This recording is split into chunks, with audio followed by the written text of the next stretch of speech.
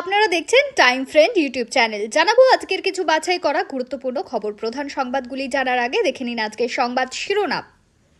আমার জন্মের শংসাপত্র নেই, এসআইআর এর নামে এনআরসি করা হচ্ছে বলে কমিশনকে নিশানা মমতার।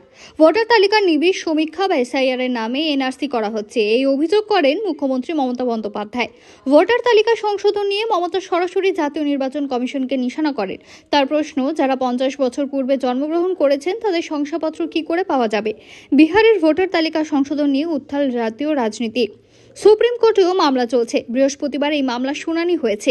নির্বাচন কমিশন সূত্রের খবর, বিহারের পর পশ্চিমবঙ্গে ভোটার তালিকার নিবিড় সমীক্ষা শুরু হবে। এই রাজ্যে 2026 সালে বিধানসভা নির্বাচন। পুজোর পরেই এই রাজ্যে শুরু হতে পারে ভোটার তালিকা সংশোধন, জানিয়ে তীব্র আপত্তি জানিয়েছে রাজ্য সরকার। বৃহস্পতিবার বেহালায় প্রাক স্বাধীনতা দিবসের অনুষ্ঠানে অংশ নিয়েছিলেন মুখ্যমন্ত্রী। সেখানে তিনি বলেন, ভোটার তালিকা নিয়ে প্রথমে সরব হয়েছিলাম, এসআইআর নিয়ে সুপ্রিম কোর্টে তৃণমূলের পক্ষ থেকেও মামলা করা হয়েছে। আমরা সওয়াল করেছি, এসআইআর এর নামে এনআরসি হচ্ছে। মমতা বলেন, সাধারণ মানুষের কাছে কিছু নেই। মমতার প্রশ্ন, কটা মানুষের কাছে প্যান কার্ড বা পাসপোর্ট রয়েছে? জন্মের শংসাপত্রই বা কজনের কাছে আছে? মুখ্যমন্ত্রীর কথায়, জন্মের শংসাপত্র থাকবে কি করে? ধরুন 1982 সালে যারা জন্মেছেন তাদের তো অধিকাংশেরই জন্ম বাড়িতে। তখন কি ইনস্টিটিউশনাল ডেলিভারি হতো? কে দেবে জন্মের শংসাপত্র? আমারই তো নেই। এসআইআর এর জন্য কেন আধার কার্ড নেবে না কমিশন, সেই প্রশ্ন তুলেছেন মমতা। বিহারের ভোটার তালিকার নিবিড় সমীক্ষা ইস্যুতে মামলায় সুপ্রিম কোর্ট দুটি বড় নির্দেশ দিয়েছে।